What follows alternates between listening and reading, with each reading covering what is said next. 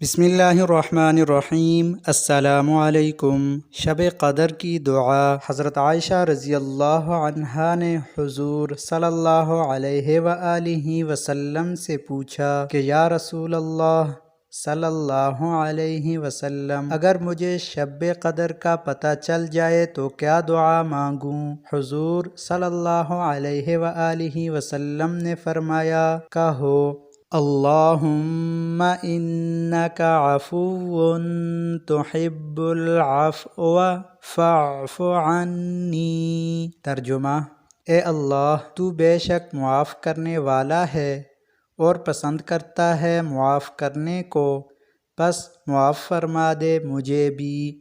یہ نہایت ہی جامع دعا ہے، اس کو شب قدر میں لازمی پڑھنا چاہیے۔ اللہ تعالی ہمیں دین اسلام پر استقامت نصیب عطا فرمائیں۔